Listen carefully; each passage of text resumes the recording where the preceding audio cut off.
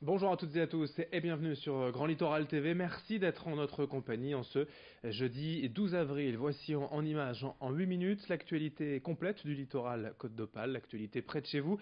Ça démarre par vos prévisions météo bien évidemment et si l'on profitera d'abord en ce jeudi matin d'un temps calme et ensoleillé, les perturbations seront de retour par l'est cet après-midi dans la région avec de nouvelles averses, voire peut-être même des orages en fin de journée. En conséquence, les températures plafonneront cet après-midi, 14 degrés à Saint-Omer et au Touquet, 12 à Dunkerque et 11 à Calais. Attention aussi aux possibles brouillards par endroits ce matin. Vous retrouverez de toute façon les prévisions complètes de notre partenaire, la chaîne météo, juste après ce journal.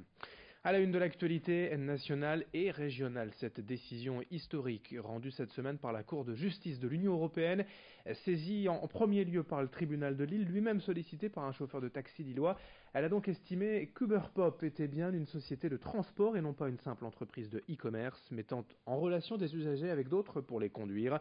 De ce fait, Uberpop passe sous le coup de la loi Thévenoud, stipulant précisément que les transports sont réservés à des professionnels, qu'ils soient chauffeurs de taxi ou VTC. Suite à cet arrêt de la Cour européenne, le tribunal correctionnel de Lille va donc pouvoir appliquer la loi pénale et le chauffeur de taxi lillois à l'origine de cette affaire va pouvoir demander des dommages et intérêts. D'autres devraient suivre dans la foulée. Explication au micro de Vincent Vieillard. Non, je pense pas, parce que ça ne touche que l'activité d'Uberpop, qui aujourd'hui, cette activité a cessé. Cependant, c'est un arrêt très important et l'activité de la société Uberpop, elle est surtout qui relève de l'activité de transport et non pas du e-commerce. Donc Uberpop, comme les chauffeurs de taxi, comme les transporteurs routiers, sont soumis au code des transports en France et donc ils doivent se plier à toutes les injonctions et les impératifs de cette loi. Et pour finir à ce propos, rappelez-vous qu'Uberpop a déjà été condamné à 800 000 euros d'amende à Paris pour nuisance à la concurrence. Le service avait toutefois été arrêté par le groupe Uber depuis 2015. Dans l'actualité également, l'image de la mobilisation des habitants de Beyinghem, les Éperlec, près de Saint-Omer, pour voir enfin le projet de maison de santé à aboutir dans la commune. Ouvert en 2014, le dossier est toujours à l'arrêt, à chaque fois refusé par les services de l'État, mais dans le même temps soutenu par l'Agence régionale de santé. L'objectif de cette maison de santé est d'éviter un désert médical ici et d'apporter des soins à près de 10 000 personnes vivant dans les environs. Hier matin, une trentaine de personnes, des particuliers, mais aussi des infirmiers, des agriculteurs, ont donc manifesté sur les routes durant près de 3 heures en distribuant des tracts aux automobilistes. Le sous-préfet de Saint-Omer s'était déplacé à cette occasion, permettant un échange concret avec le maire sur certains points. Explication sur place au micro de notre journaliste Louis Caillet. Ce dossier a été mal compris, je pense, par moi-même et par le service de l'État. Nous n'avions pas les mêmes objectifs. Maintenant, je le sais parce que j'en ai discuté ce matin avec monsieur le sous-préfet. Donc, on a discuté, on a exposé chacun son point de vue et effectivement, il y a eu une incompréhension, je pense aussi bien de ma part que de la part des services de l'État. Aujourd'hui, j'ai un bon espoir parce que je pense qu'il y a un très bon dialogue qui vient de se mettre en place. Dans l'actualité, également dans cette édition, il est temps de faire sa déclaration d'impôt en ligne désormais pour la plupart des contribuables.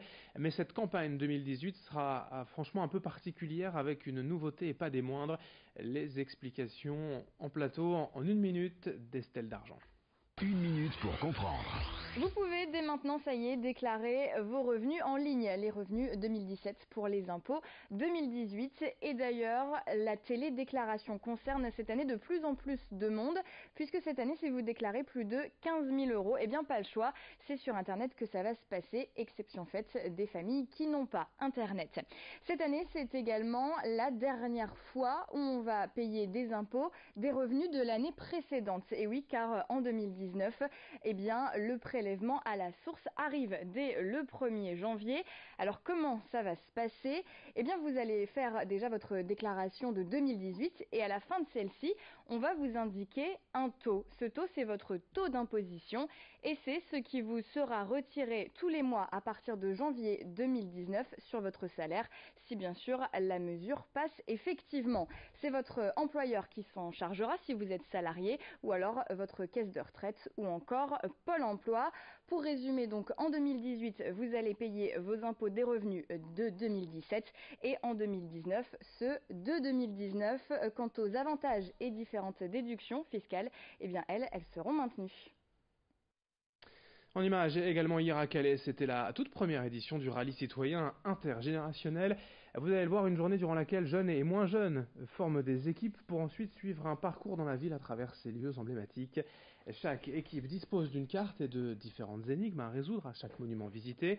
Une centaine de personnes ont ainsi participé hier matin à la thématique marine, puis l'après-midi, un second parcours avait été mis en place sur le thème de l'industrie. Cette journée était organisée conjointement par le Conseil municipal des jeunes de Calais, en partenariat avec la résidence Curie du CCAS. Explication sur place au micro de Louis Caillé. Là, on va leur faire découvrir par exemple le bassin du Paradis, le monument Gilbert Brasi, le Pluviose par exemple, ce genre de monument-là, et surtout essayer de leur faire découvrir l'historique, ce qu'il y a derrière, et essayer de susciter l'intérêt des gens. On se rend compte en fait que vouloir faire le parcours rapidement, c'est pas forcément une bonne solution. C'est plutôt prendre le temps de bien répondre aux questions, de bien étudier et prendre le temps justement d'aborder la question. Ils ont 1 minute 30 pour répondre aux questions, donc ça leur permet justement de se réunir et se mettre d'accord sur les réponses. Je vous rappelle les prévisions météo du jour avec d'abord dans l'ensemble un temps plutôt agréable et ensoleillé ce matin, puis cet après-midi des perturbations. De retour par l'est, de nouvelles averses, voire peut-être des orages en fin de journée. Et du côté des températures, 14 degrés à Saint-Omer et au Touquet, 12 à Dunkerque et 11 à Calais. Attention aussi aux possibles brouillards par endroits ce matin.